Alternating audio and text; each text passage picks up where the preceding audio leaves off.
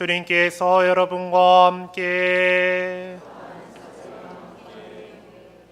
마르코가 전한 거룩한 복음입니다. 주님 영광 받으소서.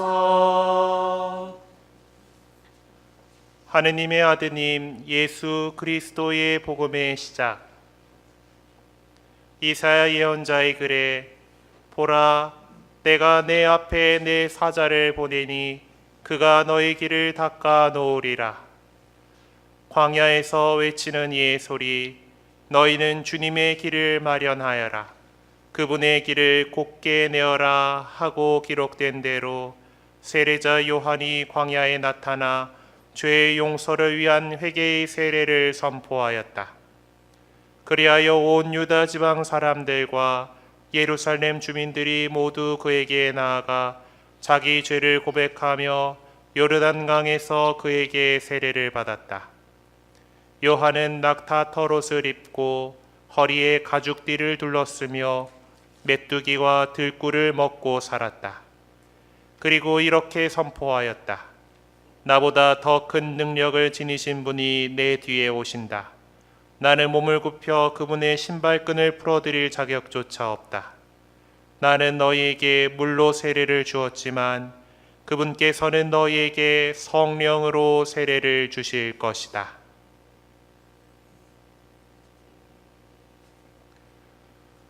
주님의 말씀입니다. 그리스도님 찬미합니다.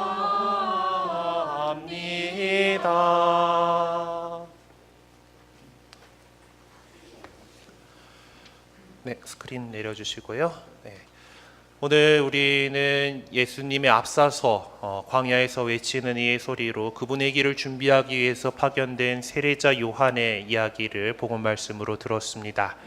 네, 지난주에 제가 5분 교리를 하면서 우리 대림의 기다림의 의미에 대해서 두 가지 의미에 대해서 설명을 했었죠. 네, 우리 그리스도인들은 성탄을 기다리는, 이미 2000년 전에 오셨던 예수님께서 처음으로 오셨던 그것을 기억하고 기다리는 시기로서 대림 시기를 갖기도 하지만은 다시 오실 영광스러운 모습으로 다시 오실 예수 그리스도의 모습을 예수 그리스도를 기다리는 그런 사람들이다라는 말씀을 드렸을 겁니다. 네, 예전에 2000년 전에 예수님께서 처음 이 세상에 오셨을 때는 그분의 길을 준비하도록 파견된 사람이 세례자 요한이었다라고 한다라면은 이제 다시 오시는 예수님께서 그 주님께서 오실 길을 마련할 사람은 다른 사람들이 아닌 바로 우리들 그리스도인들인 것입니다.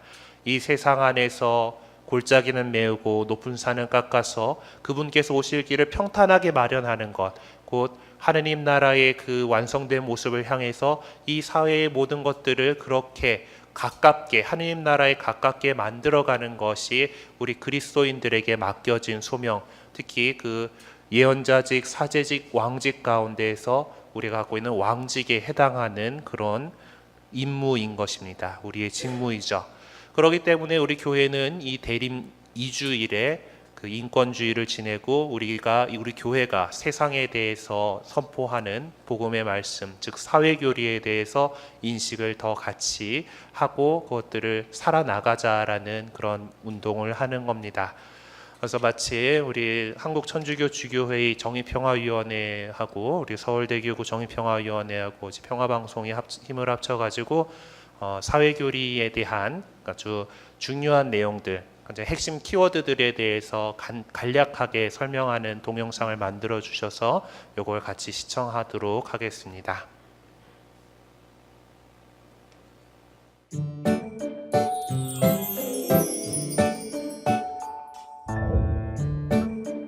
사회교리란 무엇일까요? 사회교리는 일상을 사는 그리스도인들이 사회생활을 하면서 지키고 실천해야 할 복음적 지침입니다. 가톨릭 교회는 19세기 말부터 교황님의 회칙 등 여러 문헌들을 통해 복음의 정신에 따라 그 시대의 표징을 해석하고 거기서 생겨나는 문제들을 성찰함으로써 교회와 신자 개개인이 어떤 태도로 다양한 사회 문제들을 식별, 판단하고 행동해야 하는지 가르쳐 왔습니다. 사회 교리를 통해 실현하고자 하는 바는 무엇일까요? 교회는 사회 교리를 통하여 구원의 길에 있는 인간을 돕고자 합니다. 교회는 매일 새롭게 들이닥치는 새로운 사태들을 복음적 시각으로 성찰하고 이에 적합한 그리스도인의 삶과 실천은 어떠해야 하는지 고민하는 신자들에게 사회교리라는 나침반을 통해 신앙의 균형을 맞추도록 도움을 제공합니다. 교회는 사회교리를 통해 복음화와 인간화를 위한 활동을 촉진합니다. 교회는 왜 사회교리를 가르치고 실천하는 걸까요? 사회교리를 가르치고 보급하는 것은 교회의 복음화 사명에 속하는 것이며 그리스도교 메시지의 필수적인 부분입니다.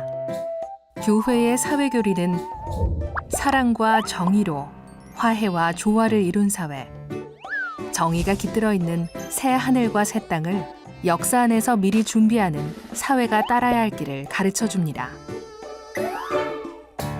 사회교리의 핵심을 이루는 것은 사회교리의 항구한 원리들입니다. 이 원리들은 이성과 신앙이 밝혀주는 인간에 대한 온전한 진리를 표현합니다. 인간 존엄성의 원리는 교회 사회교리의 다른 모든 원리와 내용을 이루는 바탕입니다. 인간 존엄성 원리에서 파생된 중요한 원리들은 공동선, 보조성, 연대성의 원리입니다. 이 원리들과 연관되는 재화의 보편적 목적, 사회적 약자를 위한 우선적 선택, 참여와 같은 실천 원리들이 있습니다. 우리는 인간다운 사회를 유지할 수 있는 사회교리 원리와 가치들을 통해 사회 속에서 복음화를 실천하며 교회의 소명을 완수할 수 있습니다.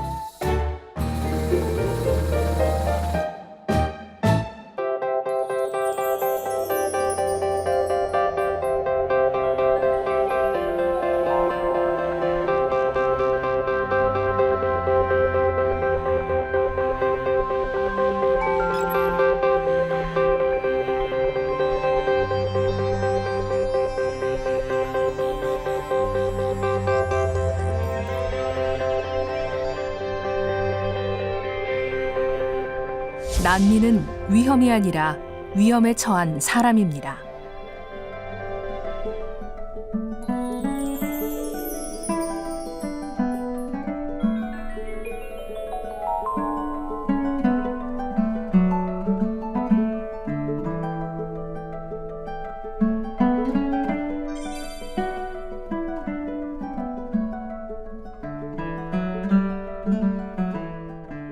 지구촌 사회라는 현재 조건에서 불의가 만연하고 점점 더 많은 인간이 기본 인권들을 박탈당하며 희생된다고 여겨지는 지역에서 이 공동선의 원리는 연대의 소환장이자 우리 형제와 누이 가운데 가장 약한 이들에 대한 우선적 선택의 소환장이 됩니다.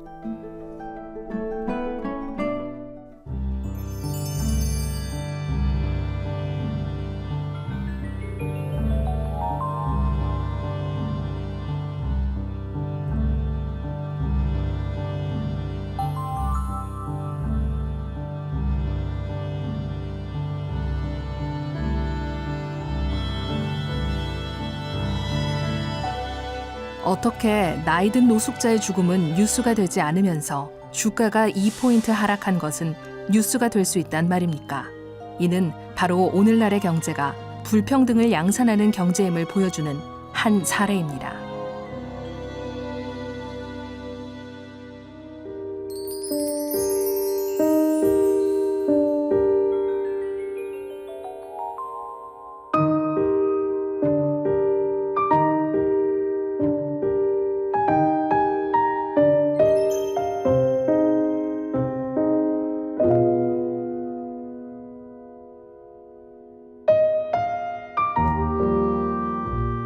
하느님과 함께 우리는 사회적 약자의 울부짖는 소리를 들어야 합니다.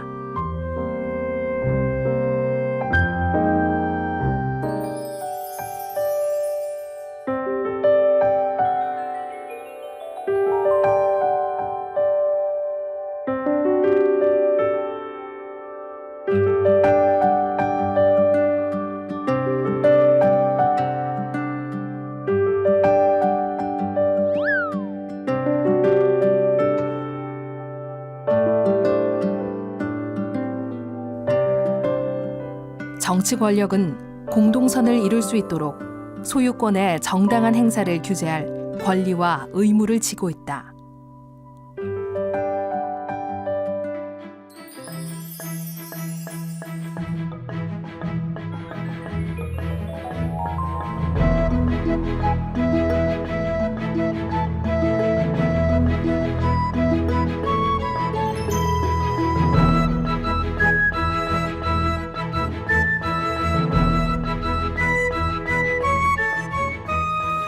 정치에 참여하는 것은 그리스도인에겐 의무입니다. 우리는 정치에 참여해야 합니다. 왜냐하면 정치는 공동선을 추구하기 때문에 가장 뛰어난 자선의 형태이기 때문입니다. 평신도들은 반드시 정치에 관심을 갖고 참여해야 합니다.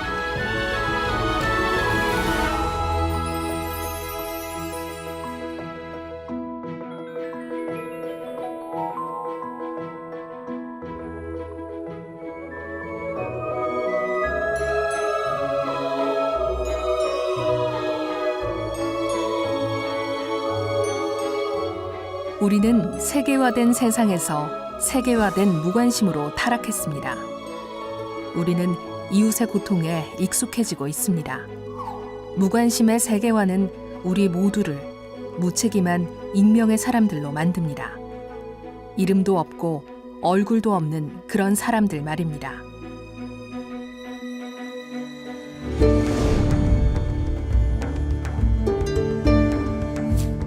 진실을 왜곡하고 대중매체를 통하여 여론을 정치적으로 지배하며 공개재판의 피고인과 증인들의 증언을 조작하고 자신들의 절대적 지배력을 공고히 하겠다고 꿈꾸는 전체주의 국가들의 고질적인 악습을 도덕은 고발한다.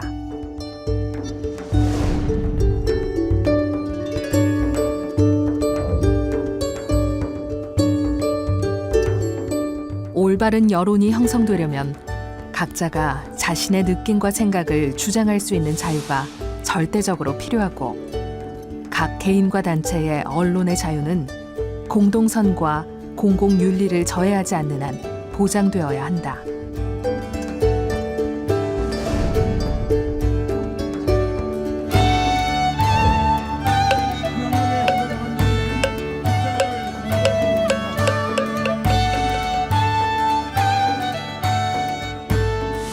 상처받기 쉬운 이들을 위한 배려는 정의의 요구입니다.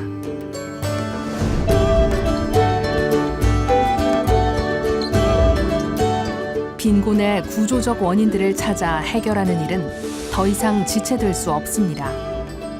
불평등은 사회적 병고의 뿌리입니다.